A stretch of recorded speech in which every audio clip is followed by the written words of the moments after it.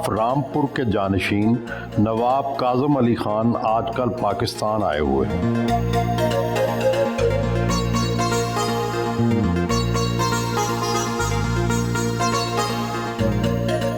हिंदुस्तानी रियासत रामपुर के 15वें नवाब हैं। ये बताएं कि क्या रियासत रामपुर की आबोताब और नवाबी अब भी कायम है? मई 1949 में रामपुर पहली रियासत थी जो मर्ज हुई हिंदुस्तान में, क्योंकि ज्योग्राफिकली हम लोग बीच में थे। और उस वक्त मेरे दादा नवाब थे, नवाब रज़ा अली खां। तो उन्होंने फैसला ये तो ले लिया कि वो हिंदुस्तान का हिस्सा होंगे, लेकिन उन्होंने किले में, जैसे ये बहुत बड़ा किला है, उन्होंने रामपुर रियासत के सब लोगों को वहाँ बुलाया और अपना जो उनका जो फैसला था वो उन्होंने कहा। लेकिन उन्होंने कहा कि ज़रूरी नहीं है कि आप लोगों को, जिनको यहाँ रहना है वो यहाँ रहें, और जो पाकिस्तान जाना चाहते हैं उनके लिए मैं इंतज़ाम करूँगा कि उन्हें सेफली बॉर्डर तक पहुँचाया जाए, ये उन्होंने कहा। तो हमारी 2 बटालियंस होती थी रामपुर रियासत की, उसमें से एक बटालियन तो रामपुर में रही लोकल हिफाजत के लिए, और दूसरी बटालियन ने कई फेरे किए ट्रेनों से, जहां लोगों को बॉर्डर तक उन्होंने पहुंचाया। और आज भी मेरे ख्याल से रामपुर ज़िला, जो पहले रियासत थी वो उसे ज़िला बना दिया गया, तो आज भी 52% मुसलमान रामपुर ज़िले में हैं, लगभग 82% मुसलमान रामपुर शहर में हैं। अभी भी बहुत बड़ी मुसलमान आबादी है वहाँ। लेकिन जो लोग वहाँ गए उस वक्त हमारे दादा नवाब रज़ा अली खां के दोस्त नवाब भावलपुर थे, लेकिन उनसे कहा गया कि मेरे लोग आ रहे हैं और इनकी हिफाजत करना आपकी जिम्मेदारी है। तो नवाब भावलपुर ने भावलपुर से बॉर्डर तक अपनी फौज को भेजा और इन लोगों को सेफली बॉर्डर से भावलपुर लेकर। रियासत के ख़त्म होने के बाद नवाब खानदान के पास क्या क्या मराआत और क्या क्या उनको सहूलतें हासिल हैं? जब रामपुर रियासत मर्ज हुई उस वक्त मर्जर एग्रीमेंट बनाया गया रामपुर के नवाब के साथ। उस मर्जर एग्रीमेंट में कई चीज़ें लिखी गई, कितने महल नवाब के पास रहेंगे, कितने महल सरकार हुकूमत लेगी, क्या क्या चीज़ें रूलर के पास रहेंगी, क्या क्या चीज़ें हुकूमत लेगी। तो उसमें ये भी तय किया गया था कि जो रूलर होंगे उनको डिप्लोमेटिक इम्यूनिटी मिलेगी, अपना टाइटल वो यूज़ कर सकते हैं, उन्हें प्रिवी पर्स मिलेगा। प्रिवी पर्स उस चीज़ के ऊपर बेस होगा जितनी रेवेन्यू वो रियासत कमाती थी जब रियासतें थी। और कई ऐसी चीज़ें थी, क्या क्या प्रॉपर्टीज़ रहेंगी, क्या और जो स्पेशल उनको क्या प्रिविलेजेस, अपना वो झंडा यूज़ कर सकते हैं, अपना कोट ऑफ आर्म यूज़ कर सकते हैं, अपना तो ऐसे कई चीज़ें थी। ये लगभग सब रियासतों को दी गई थी। लेकिन 1971 में इंदिरा गांधी उस वक्त प्राइम मिनिस्टर थी, उन्होंने ये चीज़ ख़त्म कर दी, क्योंकि उनका प्रॉब्लम था 2 महारानियों के साथ। एक ग्वालियर की महारानी थी और एक जयपुर की महारानी थी। तो उस प्रॉब्लम की वजह से जो भी इनसिक्योरिटी इश्यूज थे, उन्होंने सब रियासतों के गर्दन के ऊपर तलवार फेरी। इसको पसंद तो नहीं किया गया? किसी ने पसंद नहीं किया उसको। हमने कोर्ट में चैलेंज भी किया, कई साल तक वो चलता रहा। लेकिन हाँ, मैं ये कहूँगा कि जो मौजूदा सरकार है इस वक्त, वो जो पहले के रजवाड़े थे, जितनी रियासतें थे, उनको इज्जत बहुत देती है, जो मेरे ख्याल से कांग्रेस की हुकूमत में नहीं मिली। और वो देते हैं, लेकिन अब मुझे नहीं मालूम पाकिस्तान में उसमें किस तरीके से यहाँ की हुकूमत ने क्या किया। लेकिन हमारी जो फ्रेटर्निटी है, जो मैं कहता हूँ जो रॉयल फ्रेटर्निटी है, इसमें हमारे रिश्ते बहुत मजबूत हैं आज भी। और पीढ़ी दर पीढ़ी, जो हमारे दादा के वक्त थे, जो हमारे वालिद के वक्त थे, मेरे वक्त में, मेरे बच्चों के वक्त, सब वही रिश्ते आज भी कायम हैं। आप खुद 5 दफ़ा उत्तर प्रदेश असम्बली के रुकन मुंतखब हुए, आपके वालिद साहब 6 दफ़ा रुकन पार्लियामेंट मुंतखब हुए, आपका असेंबली में और बतौर वजीर क्या किरदार रहा? देखिए, हमारे वालिद के वक्त में सियासत दूसरी किस्म की थी। आप जानते हैं कि जिंदगी की तरह और जो ग्लोबली जो पॉलिटिक्स है, हर पीढ़ी में तब्दीली आती है। उनके वक्त में सियासत बेहतर थी, अब मेरे ख्याल से इतनी है नहीं। और जिसे कहते हैं ना कि अब पॉलिटिक्स डाइल्यूट हो गई है। वो 6 बार मेंबर ऑफ पार्लियामेंट रहे, वज़ादारी लोगों में थी, बात के पक्के थे, चाहे वोटर थे, चाहे लीडर थे, सब जबान के पक्के थे। तो उसमें तब्दीली आ गई है। मैं पहला इलेक्शन लड़ा 96 में, तो उस इलेक्शन में और मेरे आखिरी इलेक्शन जो 2022 में था, जमीन आसमान का फर्क। वो लोग नहीं रहे जो मेरे ख्याल से 2-2 साल के बच्चे थे, वो वोटर हो गए। कितना वक्त के साथ हर चीज बदल जाती है। सियासत से तो आपने रिटायरमेंट ले ली, लेकिन नवाबी की आबोताब तो कायम होगी। जैसे कहते हैं ना कि प्राइम मिनिस्टर में और प्रेसिडेंट में क्या फर्क होता है, सारा जो पावर होता है, जो अथॉरिटी होती है, वो prime minister. President is a figure head, तो आज रूलर्स ही फिगर हेड है। असली जो पावर सेंटर्स हैं वो तो पॉलिटिशियंस हैं। रामपुर के नवाब खानदान की पाकिस्तान के भी कई नवाब खानदानों से रिश्तेदारी है, इसी तरह भारत में भी आपकी बहुत सी रिश्तेदारियां, वो क्या क्या हैं, थोड़ी सा मालूमाते आमा के लिए समझाइए। देखिए, पहले तो मैं ददियाल से शुरू करता हूँ। मेरा ददियाल जो है, हम लोग पख्तून्स हैं जो ओरिजिनली 1704 में अफगानिस्तान से आए। पहला जो जिस जगह वो बसे वो पेशावर से लगभग 5 किलोमीटर आगे, जहाँ बाबे खैबर बनाए, वहाँ वो रहे। उधर फिर 50-55 साल सब लोग वहीं रहे, वहाँ शादियाँ होती गई, तो जो कुंबा था एक तरह से वो बढ़ता गया। तो हमारी रिश्तेदारी जैसे मिंगोरा में है, मनसेरा में है, मर्दान में है, पेशावर और स्वाबी, शांगला, दीर, इन सब जगहों में कहीं ना कहीं हमारे पख्तून, तो हम भी सब पख्तून ही हैं। उसके बाद जो एंट्री हुई मॉडर्न इंडिया में, जो आप कहते हैं जो अब जो हिंदुस्तान है, तो बरेली से हुई थी। और जो ज़्यादातर हमारे जो कबीला था वो ज़्यादातर तिजारत में, उनकी जो रोजी रोटी थी तिजारत से होती थी। तो वो उनका जो ट्रेडिंग रूट था वो फ्रंटियर से होते हुए अल्मोड़ा के पहाड़ और बरेली में। उस वक्त यहाँ मुग़ल सल्तनत थी और वहाँ मुग़लों ने के सल्तनत में उन्हें जगह मिली। जो आज मौजूदा 8 ज़िले हैं उत्तर प्रदेश के, वेस्टर्न यूपी के, जिसका नाम रोहेलखंड रखा गया, वो पहला सेटलमेंट था। और उसका जो पहली जो कैपिटल था वो था आंवला। तो नवाब अली मोहम्मद खान जो थे वो पहले रोहिला चीफ थे हिंदुस्तान में। उनके 8 बेटे थे, तो दूसरे बेटे फैजुल्ला खान को रामपुर मिला। नहीं, जो 8 जिले हैं उनमें एक एक बेटे को उन्होंने एक एक दे दिया। लेकिन प्रोमिनेंस में रामपुर आया क्योंकि वहाँ कल्चर सेंटर वो था, हेरिटेज का, कल्चर का, एजुकेशन का, गैस्ट्रोनॉमी जैसे खाना, कुजीन का, म्यूजिक, अब हमारा अपना म्यूजिक स्कूल रामपुर सहसवान घराना, और तो ये सारी चीजें तो कल्चरल सेंटर, तो वो ज्यादा प्रोमिनेंट में आया। मशहूर शायर असदुल्ला खान गालिब भी तो रियासत रामपुर से ही वजीफा लेते थे। जी, मिर्जा गालिब का घर आज भी रामपुर में मौजूद है। वहाँ एक मोहल्ला है राजद्वारा, वहाँ आज भी उनका घर मौजूद है। जब दिल्ली जाने से पहले वो वहीं रहते थे, लेकिन उनका वजीफा मिलता रहा।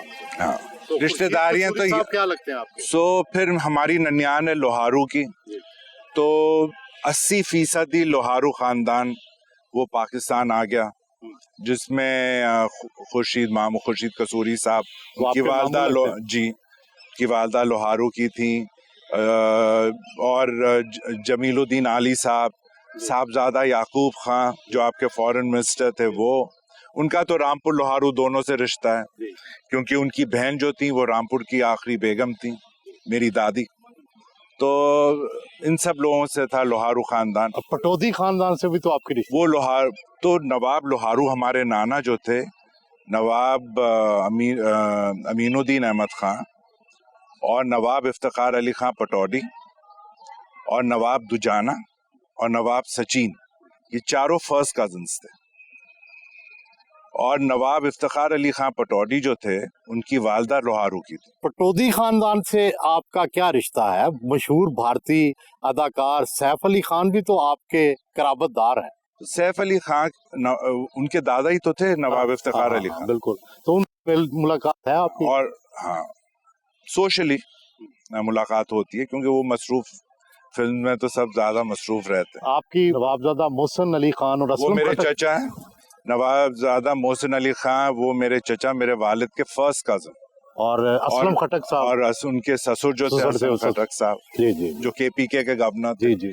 तो हमारे रिश्तेदार सब जगह जो जगह। नवाबजादा शेर अली खान पटौदी जो थे वो नवाबजादा शेर अली खान, वो नवाब इफ्तिखार अली खान पटौदी के छोटे भाई, जी तो उनकी वालदा भी तो लोहारू की थी। जी जी। तो एक ही तो- वो यहाँ फेडरल मिनिस्टर रहे, वो और मिनिस्टर भी रहे, बड़ा उनका जी, रोल रहा यहाँ। जी जी जी। उनके बेटे फिर फौज में रहे। और फिर भोपाल फैमिली जो इधर थे, जी जी जी। जो नवाब हमीदुल्लाह खान जो आखिरी नवाब जी, थे जी, जी। भोपाल के, शहरयार खान उनके बेटे थे। उनकी बड़ी बेटी उनकी आबदा सुल्ताना। हाँ जी, आबदा सुल्तान जो थी, वो शहरयार खान की पहली की वालदा थी। और दूसरी आबदा सुल्तान की दूसरी बहन थी साजिदा सुल्तान, जो नवाब इफ्तिखार अली खान पटौदी की उनकी बीवी थी, उनसे शादी हुई थी। तो और जो सैफ अली खान की दादी, वो आबिदा सुल्तान थी। और इत्तेफाक से मैं जब कल आ रहा था इंडिया से पाकिस्तान वाघा पे, तो मेरी मुलाकात आबिदा सुल्तान साहिबा की जो सबसे छोटी बहन थी, उनकी बेटी से हो गई। वो भी इंडिया से आ रही थी। क्या अल्लामा इकबाल को भी आपकी रियासत में जाना पहचाना जाता है? नहीं, उनसे उनका तो पूरे हिंदुस्तान पाकिस्तान सभी से थे, क्योंकि उनका जो मशहूर उन्होंने लिखा था, सारे जहां से अच्छा हिंदुस्तान हमारा। हाँ। तो इन्हीं की तो देन है वो। बिल्कुल, माशाल्लाह। और हमारे सब कॉन्टिनेंट में ही नहीं है, पूरी दुनिया में जहाँ जहाँ हमारे सारे लोग फैले हुए हैं। तारीख से आपका कितना लगाव है? मुझे ज्यादातर हिस्ट्री पसंद है, और ख़ास तौर से जो हिस्ट्री मुगलों के बाद का जो दौर था, ब्रिटिश इंडिया जो थी जी। उसमें जिस रियासतें अलग अलग तरीके की, तो उनके क्या तौर तरीके थे, उनका हेरिटेज क्या था, कल्चरली कैसे थे। मैं आपको बताना चाहता हूँ, हमारे दादा जो थे नवाब रज़ा अली खां, उनके वालिद नवाब हामिद अली खान ने एक महल बनाया था रामपुर में, तो जो ऐसी किले में था, इससे बड़ा किला था, तो उसका नाम था हामिद मंजिल, क्योंकि उनके नाम से लिखा।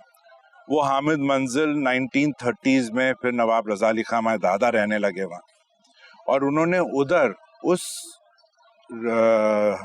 हामिद मंजिल को एक लाइब्रेरी की शक्ल दी, जो आज हमारे लगभग 22,000 मैन्युस्क्रिप्ट्स, अरबी, फारसी, पुरानी तुर्की, पश्तो और उर्दू की 22,000 मैन्युस्क्रिप्ट्स। उन पे कोई रिसर्च हो रही है? नहीं, वो रिसर्च लाइब्रेरी है, वहाँ दुनिया भर के स्कॉलर्स वहाँ आते हैं। पाकिस्तान में तासुर ये है कि तकसीम के बाद भारत में उर्दू को जवाल आ चुका है। उर्दू रियासत रामपुर में कितनी जिंदा है? उर्दू की बुनियाद तो हमारे रीजन से है जी, नॉर्दर्न वेस्टर्न उत्तर प्रदेश में ही उर्दू, और मेरे ख्याल से उर्दू अभी भी, उर्दू के अखबार आज भी रामपुर में छपते हैं।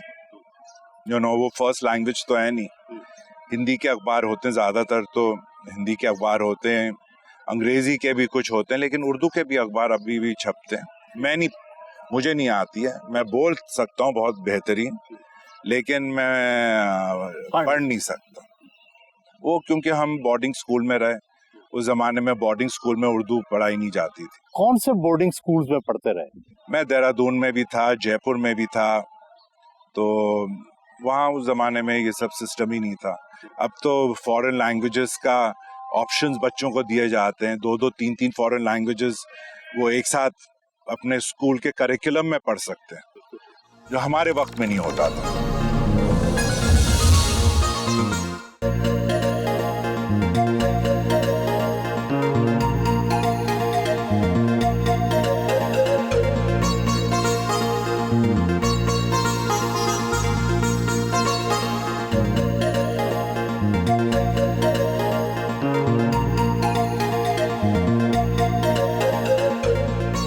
नवाब साहब, ये फरमाएं कि रामपुर में कौन कौन सी तारीखी इमारतें अभी तक मौजूद हैं और कौन कौन सी तारीखी रवायात शहर के अंदर मौजूद है? रंग महल है, जो पूरा जनाना था, ये सारी इमारतें वहाँ हैं।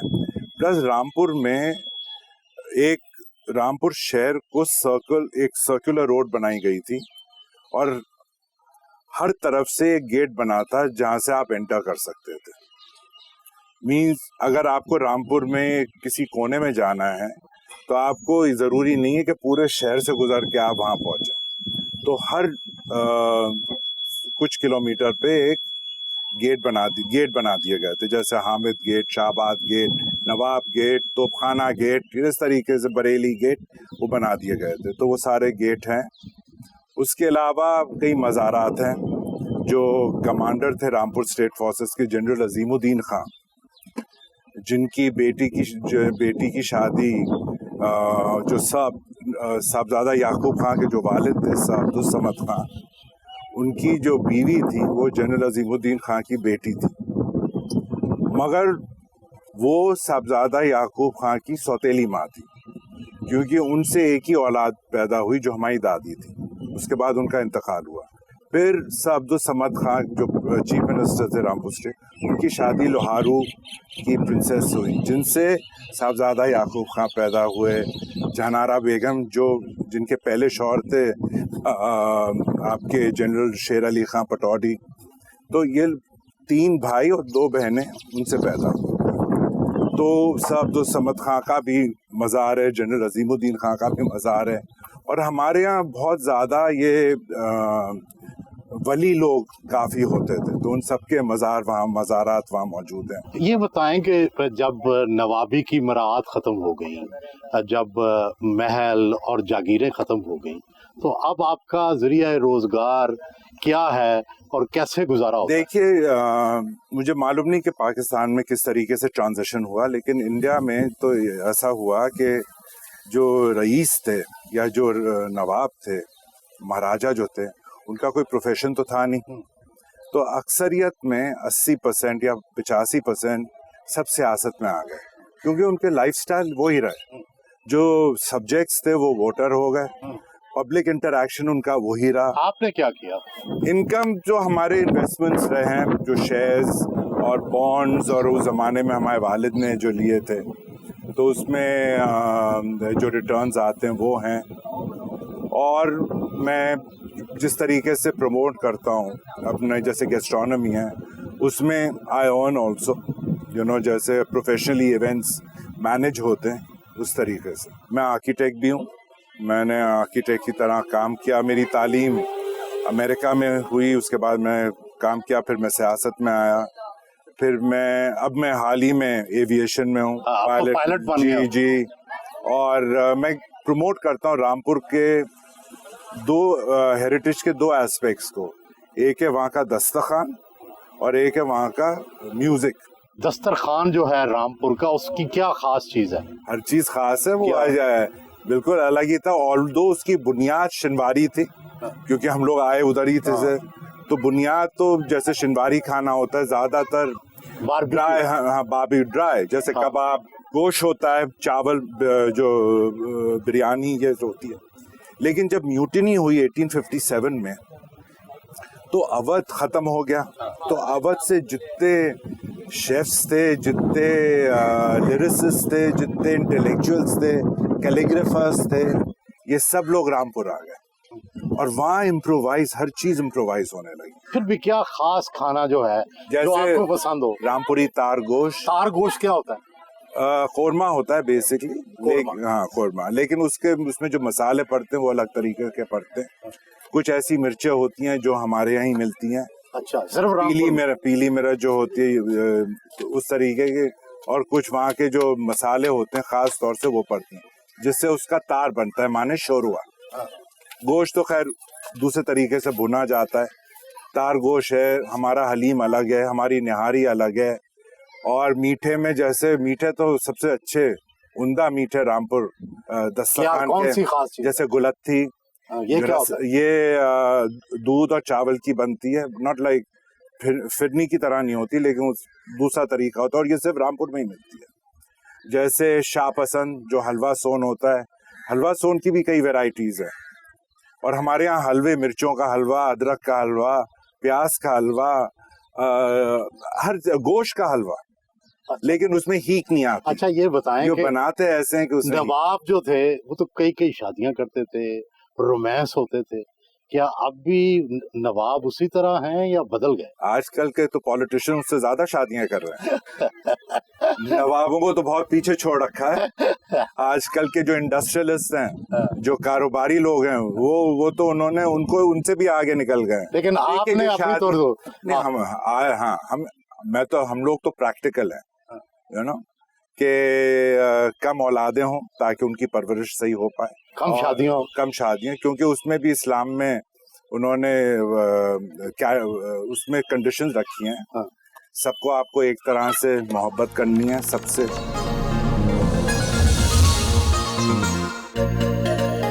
उनके साथ शाही किला पहुंचे। तहरीके खिलाफत के रहनुमा मौलाना मोहम्मद अली जौहर का तल्लुक भी तो रामपुर से था, और ये शुमाइला सिद्दीकी भी उन्हीं के खानदान से है। उनकी क्या हिस्ट्री है वहाँ पे? मौलाना मोहम्मद अली जौहर रामपुर के ही थे, और उस जमाने में हमारे दादा, जब स्टेट पीरियड था, हमारे दादा ने उन्हें अपने निजी खर्ची के ऊपर इंग्लैंड भेजा था, विलायत भेजा था तालीम के लिए, और सरकार जो उनका रियासत का खजाना था उससे एक भी पैसा उन्होंने अशरफी एक भी इस्तेमाल नहीं किया, सब उनके निजी खर्चे से। वहाँ उन्होंने तालीम हासिल करी, और उनका इंतकाल हुआ जेरूसलम में। तो हमारे दादा वहाँ पहुँचे, और वहाँ वो दफनाए गए जेरूसलम में, और जहाँ वो दफनाए गए वहाँ उन्होंने एक मस्जिद भी बनवाई, नवाब रज़ा अली खान, और इसका ब्यौरा जो है वो इंडियन ऑफिशियल रिकॉर्ड्स में है। और ये बात मुझे पहले पता नहीं थी, लेकिन एक सीनियर इंडियन डिप्लोमेट जो हमारे एम्बेसडर बने थे, उन्होंने, जब वो एम्बेसडर थे, तो एम्बेसडर की पोस्टिंग 3-4 साल होती है, तो उन्होंने एक किताब लिखी हिंदुस्तानियों का जो कंट्रीब्यूशन रहा उस रीजन में, तो उसमें इसका तस्करा भी था। वो अभी तक है मौजूद? जी, वो अभी भी मौजूद है। जो इस्लामिक सेक्टर है, क्योंकि जेरूसलम में भी 3 अलग अलग Christian sector, Zoish sector, Islamic, तो वहाँ उनकी कब्र भी है, और ये मस्जिद भी तामीर की गई है। तो वो रामपुर के एक बहुत मशहूर शख्सियत हैं, और उनके नाम से काफ़ी ट्रस्ट और काफ़ी इदारे चल रहे हैं। तो मुझे बड़ी खुशी हुई कि मेरे ख्याल से 3 साल पहले हमारे 18 में एक हमारे कॉमन फ्रेंड के ज़रिए, असद शेख साहब के ज़रिए, मेरी मुलाकात यहीं लाहौर में शुमाइला से हुई, और जब हमारी गुफ्तगू होने लगी तो ये सारी चीज़ें खुलने लगी, हमें पता नहीं था, तो मुझे बहुत खुशी हुई। और जब मैं वापस गया तो मैंने इसका जिक्र भी किया, वहाँ हमारे काफ़ी हिस्टोरियंस हैं रामपुर में, तो उसके बाद हमने सोचा, सबकी ये कहना था कि क्योंकि ये उस घराने से हैं जिनकी वजह से एक रामपुर की अलग ही पहचान हुई, तो इनको एक तरह से इनको ऑनर किया जाए। तो फिर हमने एक अवार्ड, मैंने लगभग 2 साल पहले मैंने शुमाइला को दिया, निशान इकबाल, जो हमारे रियासत का एक बहुत ही इम्पोर्टेंट अवार्ड था। वो फिर मैंने यहाँ इस्लामाबाद में शुमाइला सिद्दीकी को प्रेजेंट किया। शुमाइला, आपने अपने बुजुर्गों से रामपुर की कहानियां तो सुनी होंगी, वो कौन सी यादें हैं वहाँ की, और मौलाना मोहम्मद अली जौहर से आपका क्या रिश्ता? अच्छा, मैं इंडिया कभी गई नहीं, लेकिन क्योंकि मेरे वालिद साहब पार्टीशन के बहुत बाद आए, दादा भी बहुत बाद में आए, और उनसे कहानियाँ सुन सुन के, वालदा से, वालिद साहब से, फिर बहुत सारे रिश्तेदार वहीं छूट गए। तो ख़त व किताबत के ज़रिए ही एक रास्ता था, मुलाकात का तो कोई ज़रिया था ही नहीं। तो वो एक वालिद साहब, क्योंकि मैं सबसे छोटी औलाद भी थी अपने फादर की, तो बहुत किस्से सुनती रहती थी कि हमारा घर कहाँ था, कि फराश खाने की मस्जिद के पास हमारा घर था, बल्कि हमारे आंगन से मस्जिद की दीवार मिलती थी और मस्जिद का कुछ अहाता हमारे आंगन की हद तक आता था। तो वो सारी कहानियाँ सुन सुन के मैं पली बड़ी, और बहुत सारी चीज़ें जो लोगों ने शायद हिस्ट्री से जाके देखी होंगी वो मुझे घर से पता चल रही थी। मोहम्मद अली जौहर से क्या आपका बराह रास्त कनेक्शन है? मेरे दादा की साइड से है, मतलब मैं उनकी डायरेक्ट ददिहाल की साइड से नस्ल से हूँ, और यही रिश्ता है। और अगर वो बाकायदा हमारा एक शजरा बना हुआ है जो मौलाना मोहम्मद अली जौहर का है, जहाँ पे मेरे परदादा का भी नाम लिखा हुआ है, दादा का भी लिखा हुआ है, वालिद साहब का भी नाम है। आप अक्सर पाकिस्तान आते रहते हैं, बड़ी अच्छी बात है। ये बताएं कि आपको भारत और पाकिस्तान में कितना सकाफती फ़र्क, कल्चरल डिफरेंस नज़र आता है? देखिए, इस वक्त तो डिफरेंस है। मेरे ख्याल से जब बंटवारा हुआ उस वक्त तो दोनों कल्चरली एक ही थे, और हर जनरेशन के साथ वो फासला बढ़ता गया। क्योंकि मैं तीसरी पीढ़ी हूँ, तो मुझे लगता है कि फासला क्या क्या तब्दीलियाँ हैं? एक तो आई थिंक सबसे इम्पोर्टेंट चीज़ है सोच। मैं कल्चरली बात कर रहा हूँ। जो सोच है, जो कस्टम्स हैं, ट्रेडिशंस हैं, मेरे ख्याल से हिंदुस्तान में आज भी कायम है उसी तरीके से जैसे पहले थे, प्री पार्टीशन के टाइम थे। लेकिन पाकिस्तान में मेरे ख्याल से हर चीज़ तब्दीली भी आ गई और वो आगे को बढ़ गई। ज़िंदगी जो है वो मॉडर्निटी की तरफ बढ़ गई है। वो हिंदुस्तान में अभी भी पुराने कस्टम ट्रेडिशंस अभी भी मौजूद। आप समझते हैं हम पुरानी ट्रेडिशन से निकल के जदीदियत में शामिल हो? नहीं, आप थोड़े आगे, जैसे जो दुनिया के हर मुल्क आगे बढ़े, लेकिन आपकी रफ्तार थोड़ी ज़्यादा है। अच्छा, हमारी थोड़ी कम है। तो हम तो समझते हैं हिंदुस्तान ज़्यादा तरक्की कर रहा है। वो तरक्की अलग बात है, लेकिन जो एक जो एसेंस है इंडियन कल्चर का, जो एसेंस है या जो कस्टम्स हैं पुराने, आपको हर जगह हिंदुस्तान में आज भी नज़र आएंगे। लेकिन जो 47 में या 50s में पाकिस्तान में थे, आज वो नज़र नहीं आएंगे। आपके यहाँ जो हेरिटेज है, जैसे लाहौर में समझता हूँ कि लाहौर आज भी एक कल्चरल सेंटर है, कल्चरल कैपिटल है पाकिस्तान का। क्योंकि यहाँ की इमारतें आप देखिए, सिर्फ ये किला नहीं जहाँ हम बैठे हैं, लेकिन आपका जो रेलवे स्टेशन है, या पुरानी हवेलियाँ हैं, या एचेसन्स कॉलेज है, या हाई कोर्ट की बिल्डिंग है, ये सारे कल्चरल ट्रेजर्स हैं, हेरिटेज के इदारे हैं, आज भी मौजूद हैं। शायद मुल्तान में हो, भावलपुर में है, लेकिन अक्सरियत में पाकिस्तान के शहरों में नज़र नहीं आएगा। लेकिन अगर आप हिंदुस्तान में सफ़र करेंगे तो एक सूबे में, जैसे आप राजस्थान लीजिए, हर सूबे के हर शहर में आपको उधर की अलग ही पहचान, अलग ही तहजीब, अलग ही ट्रेडिशंस वहाँ नज़र आएंगे। हमारे यहाँ ये तासुर है कि शायद हिंदुस्तान में मुसलमानों के साथ अच्छा सलूक नहीं हो रहा। इस तासुर में किस हद तक सच्चाई है? देखिए, ये तो आपने एक पॉलिटिकल क्वेश्चन मुझसे पूछा है।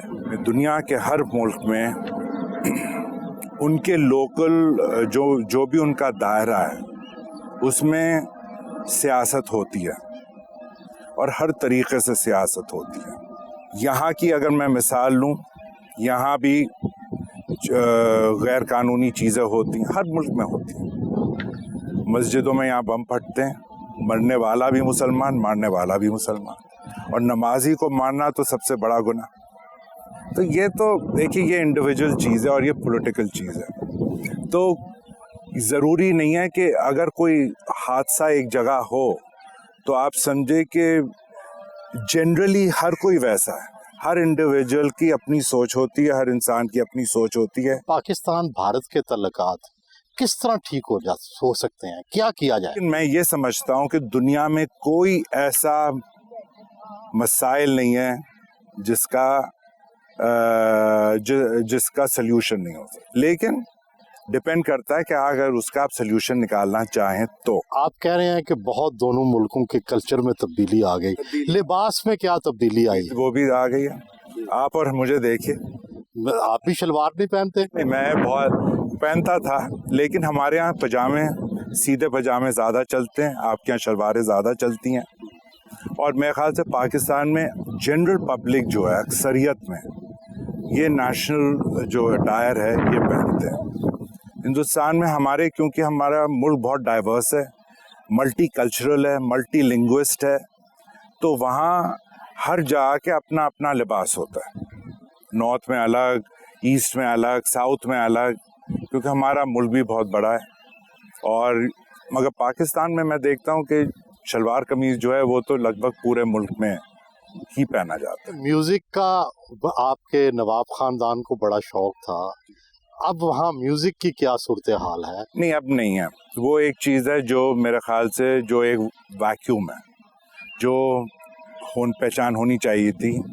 रामपुर का अपना घराना था, बेगम अख्तर के ठुमरी और दादरे वहाँ से शुरू हुए।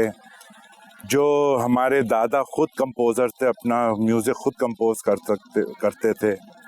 और जो फिल्म एक्टर थे, जो फिल्म एक्टर हैं संजय दत्त, उनकी नानी जो थी जद्दन बाई, वो हमारे दादा के कॉम्पोजिशंस गाती थी। उनके अलावा किसी को इजाज़त नहीं थी। बड़े बड़े बॉलीवुड के उस ज़माने के 30s के 40s के जो एक्टर्स एक्ट्रेसेस थे, वो पहले रामपुर के दरबार में गाते थे या वहाँ उनके प्रोग्राम चलते थे। तो ये कई चीज़ें अब नहीं है। अब नहीं है वो। उसमें मेरे ख्याल से मुझे इसका अफसोस है, क्या वो चीज़ नहीं है। आपको कौन पसंद है पाकिस्तानी म्यूजिक में, इंडियन म्यूजिक में? मेरा ज़्यादा एक्सपोजर नहीं है यहाँ के म्यूज़िक में, लेकिन मैं जानता हूँ जैसे मलिका पुखराज थी, उनकी बेटी तायरा सैयद, उन्हें मैंने सुना है। आजकल जैसे आपके जो मौजूदा सिंगर्स हैं, और इन 2-4 को मैंने सुना। यूसुफ सल्ली साहब की हवेली में उनका एक प्रोग्राम हुआ था, वहाँ मैंने सुना। तो अब तो मौसीकी है, अब सुर भी प्रोफेशनली अब सुर आता है। उस ज़माने में तो हर चीज़ रॉ होती थी कि जो पैदाइशी गवैया था वही गाता था, लेकिन आज आप अपनी आवाज़ को प्रोफेशनली ट्यून कर सकते हो, उस लाइन में ला सकते हो। पहले ये नहीं होता था। क्या पाकिस्तानी और हिंदुस्तानी हुस्न में भी कुछ फर्क है? इसमें मैं जवाब नहीं दे सकता। नहीं देना? नहीं, ये नवाब तो बड़े ये रोमांटिक तो होते आप हैं। मुझे बहुत बड़ी परेशानी में डाल देंगे अगर मैंने ये इसका जवाब दे दिया। आप हमारी तारीफ कर दें। नहीं, यहाँ तो है। यहाँ के जो मेरे ख्याल से यहाँ के लोगों में खूबसूरती बहुत है। आई मीन आम इंसान की मैं बात कर रहा हूँ, जो एक सोसाइटी का एक लेयर होता है उसमें तो होती है, लेकिन आम इंसान में खूबसूरत लोग हैं। और ये मैं कहता भी हूँ हिंदुस्तान में कि वहाँ के लोग बहुत खूबसूरत हैं। और मेरे ख्याल से बॉलीवुड तो चाहता भी है कि यहाँ के एक्टर्स एक्ट्रेसेस को वहाँ वो दें, लेकिन जो पॉलिटिकल डेडलॉक है, हमारे हुस्न में क्या खास चीज़ है? वो कहते हैं ना first impression is last impression. तो सबसे पहले तो आप ओवरऑल जिस्म ही देखते हैं या चेहरा ही देखते हैं, लेकिन पर्सनालिटी का असर काफ़ी होता है। और इंसान की जहनियत क्या है। खूबसूरत से खूबसूरत लोगों से आप किनारा भी कर सकते हैं अगर उनकी जहनियत सही नहीं हो। ये जो नवाब खानदान है, वहाँ पे बेगमात का होल्ड है या मर्दों का होल्ड है? Behind every successful man is a woman. नहीं, लेकिन ये तो मुगलों के टाइम, उससे पहले, चाहे वो प्रॉक्सी में फैसले करती थी, जबान तो जो बादशाह था उसी की खुलती थी, लेकिन पीछे फैसले किसके होते थे? आपके यहाँ भी ऐसा ही है? हाँ, हमारे यहाँ भी ऐसे। और मेरे ख्याल से सब जगह है, चाहे फ्यूडल सोसाइटी हो। फ्यूडल सोसाइटी सामने से फ्यूडल नजर आती है, लेकिन बंद कमरे में क्या होता है किसको पता। इसी तरह नवाब है। इसी तरह ना। Thank you.